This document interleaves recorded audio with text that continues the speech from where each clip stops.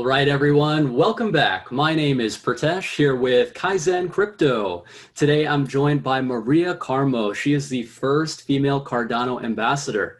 She's helping to spread adoption and awareness for the Cardano project. So Maria, thank you so much for being here. How are you doing today? I am so happy to be here. I cannot thank you enough. Thank you very much for having me here. And I'm here, all yours. I'll give my best. Excellent. Okay, well, we're very excited to have you. So Maria, you are the first female Cardano ambassador. I wanted to just start there. How has your experience been as an ambassador? I have to say, it's the most amazing experience that ever happened to me. But it didn't come very easy. I didn't get the chance because I wasn't in the rules. And then Thiago have a call with me and say, Maria, you have a potential, we want in, but you need to follow the rules. I followed the rules and then I apply and I got in. And it blows my mind because I explained in the form, I am not an IT person. I am a teacher, and my dream is to bring education and blockchain together. And when I got accepted, I was so happy. You have no idea how happy I was. Oh, that's incredible. That's amazing to see that, people from all walks of life are welcome into this community. So it's really amazing. I was just going to say, can you tell us a little bit more about your background? What got you involved into Cardano? I get a few minutes from you, if you allow me, because I need to make a point. Sure. Right. I'm a Brazilian. I'm from Brazil. I am born in the biggest city of Latin America. It's called São Paulo. It's the city, not the state. In the south of the city. Half of people that was in my class with me, they dropped off the school and got involved in crime. So it's where I came from. And I have to thrive and try to do my best. So my family got hit by crisis in 1994. And we need to change the state because my dad, he doesn't know what to read, and my mother as well. So we need to change the state so we could survive. We have an income or anything, so we'll be able to buy a small apartment where we could live. So it was the most toughest time. Food was challenging, I have to say. Some days food were challenging. But then I always meet amazing people, and I have this neighbor where she called me and say, Maria, you can have all the book you want in this room. And I started reading. And I never want to go to university. I didn't want to have anything. I don't have people to look up to in my family, We don't have lawyers, we don't have doctors, we don't have a manager, we don't have these people. I don't have anyone to look up to. But then this neighbor just delivered that room full of book, and I read as much as I could. And in the end of it, I went on in life. I always have business here and there. But people say I'm a millennial. I read the description millennial and I miss it all. I didn't have my computer until 2003. I didn't have my first cell phone until 2002. I know millennials have it at all. I didn't have it. I have to fight hard to all of this stuff. And anyway, one day I met a friend and he said to me, you need to learn English.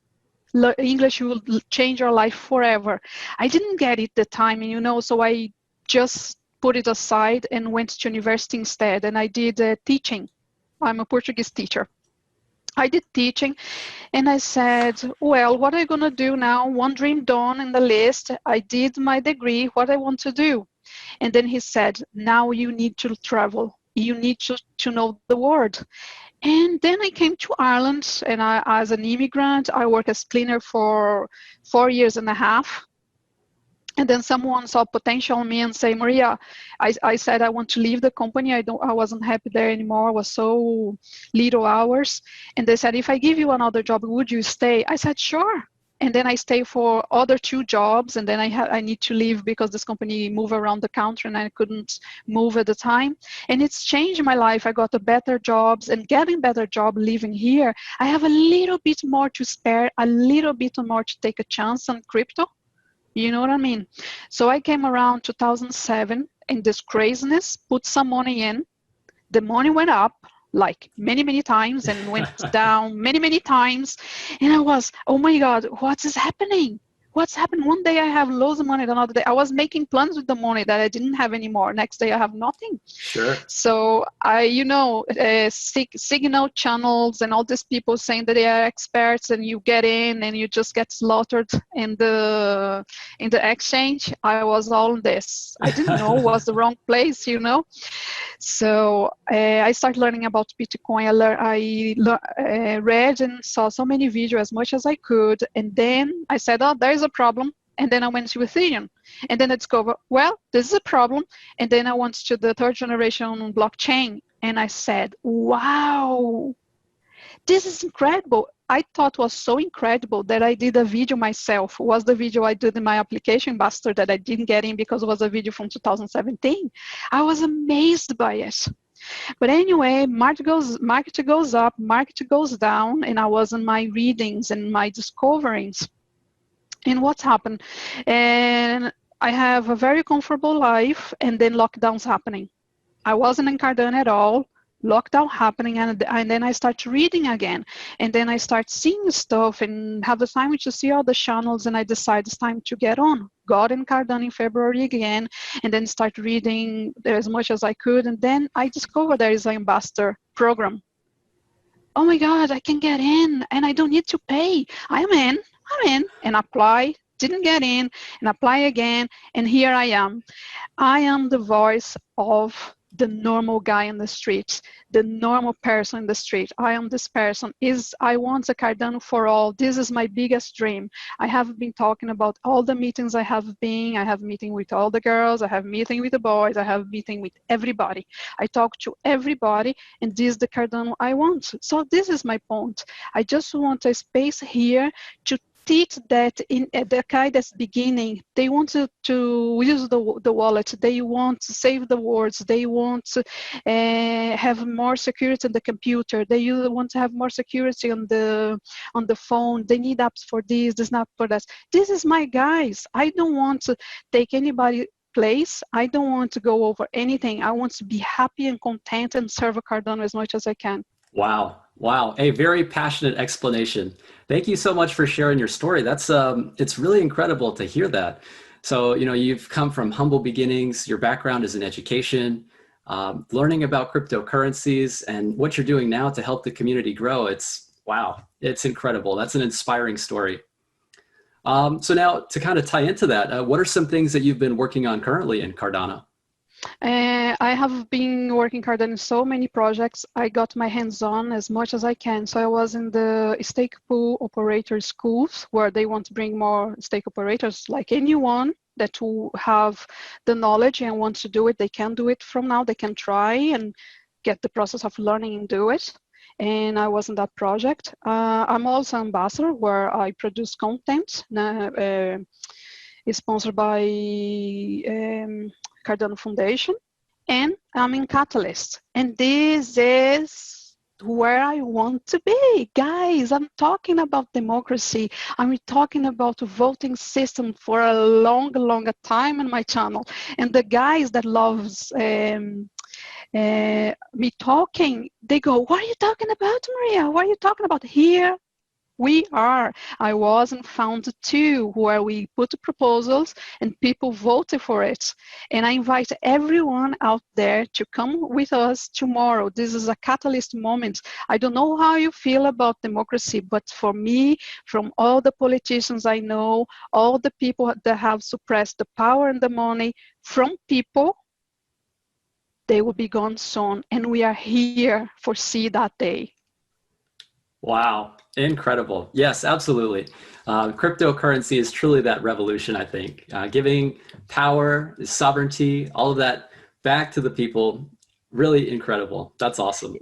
You know why I listened another day? I have a stake pool. We are 3 owners, 3 Brazilians, and I want to have my own. I don't want to be with anybody. I didn't know it was possible.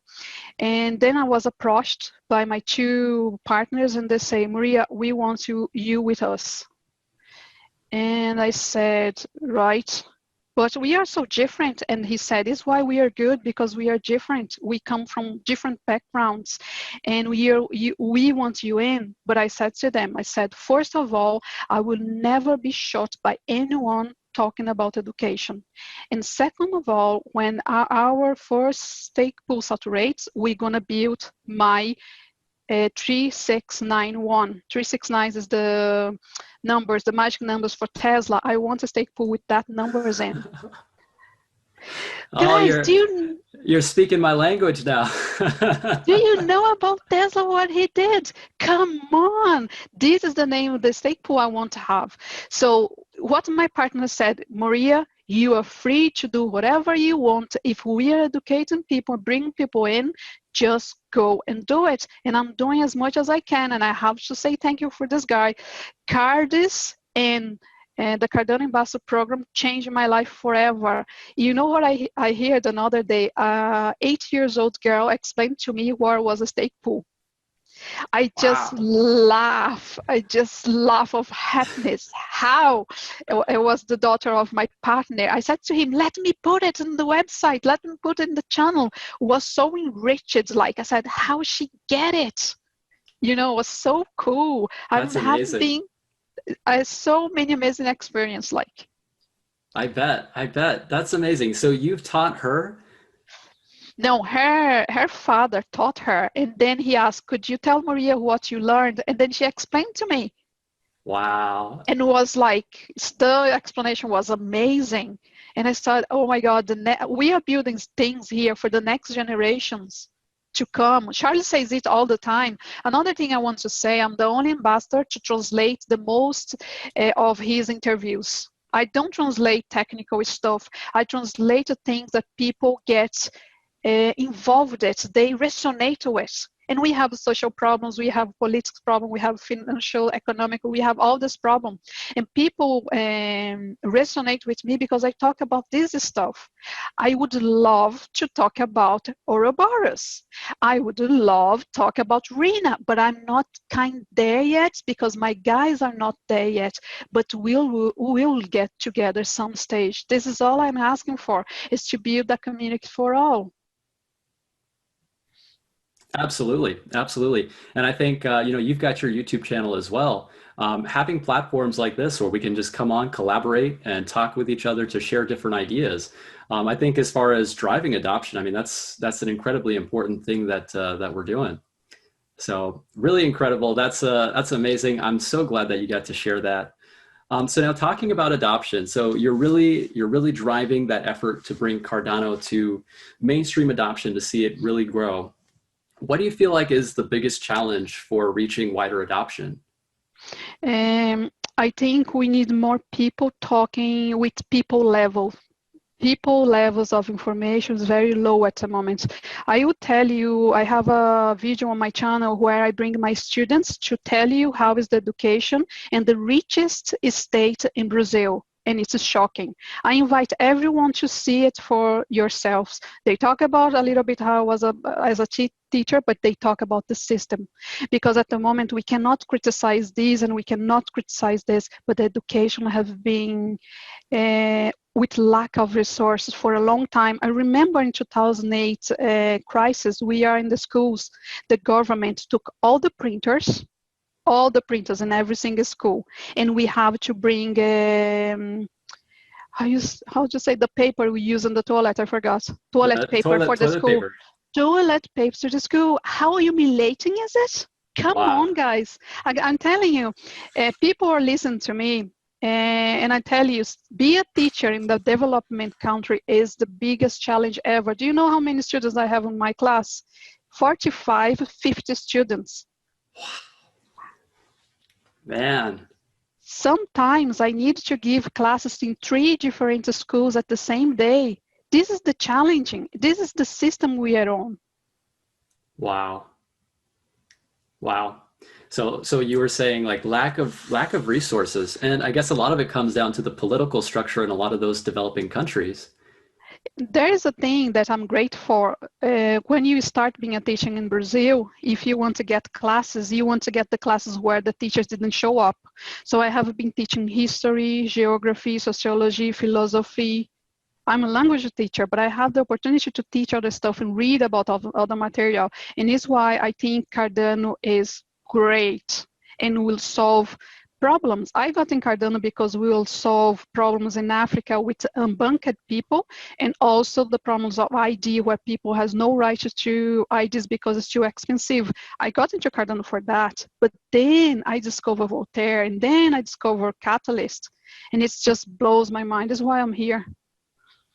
Amazing, amazing. There's a lot more to Cardano that meets the eye. I think it's going to be very exciting. Absolutely. I did want to touch also on the topic of women in blockchain. So you're definitely prominent within that ecosystem as far as helping to bring more women participation to Cardano.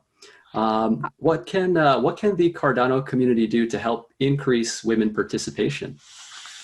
Look, at this moment, we have so many challenges, and maybe we cannot tackle that one yet. But I'm here, Proof is changing, Tamara is there, Suita is there as well. We are here, we are girls, and we are do everything in our power to change, but it takes time.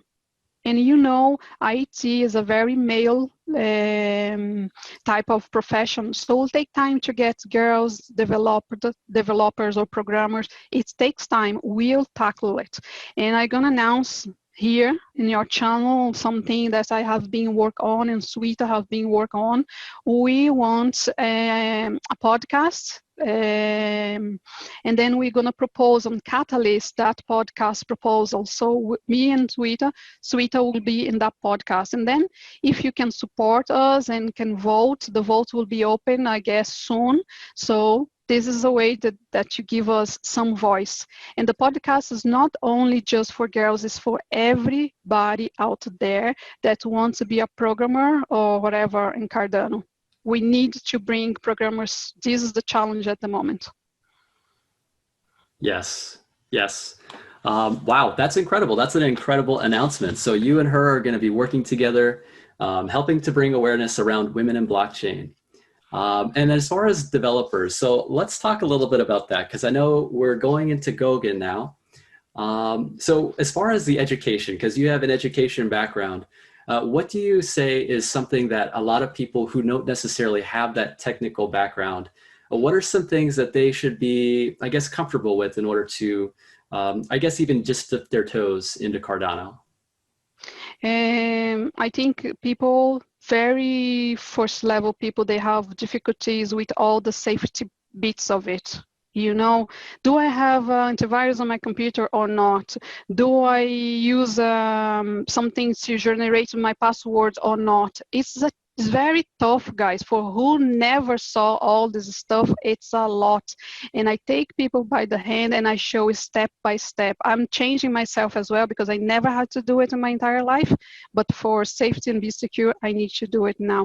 So there is a problem of vocabulary and language, and also a problem with that we have more people talking that level. We have amazing IT guys, amazing guys that explain Cardano in and out, but I think we miss a little bit of the basics, I think.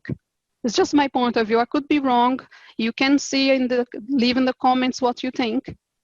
Yeah, absolutely. I would encourage everyone to do that, actually, because I think that, you know, what we're trying to do with these platforms is really provide an education or a resource to actually just learn more about the project. So whatever you feel like would need to be addressed as far as gaining wider adoption, please feel free to let us know. So Maria, quite a jam-packed conversation. I'm really glad that you got to share some of those key points. Do you have any closing remarks before we sign off for today? I would like to thank you, all my delegators. And if you are out there and you want to send some love for a humble person, please, I'm here to receive all the love that you have to send to me. People on my channel have been so kind to me. It's unbelievable. People are talking to me in English and Spanish. I don't speak Spanish, but I understand because I used to listen to Jim Rohn talking about business and all this stuff. So I'm so glad. And I hope one day we can talk about Tesla. Yes, absolutely. I think that that'll be our future conversation, definitely. No, thank you very much for having me. Yeah, absolutely. Absolutely. So thank you so much, Maria, for coming on to the show. Everyone, thank you all so much for watching. If you did enjoy today's video, please be sure to drop a like, and I look forward to doing this again very soon. Maria, thank you so much. Thank you very much. See you. Bye Take bye. care. Thanks.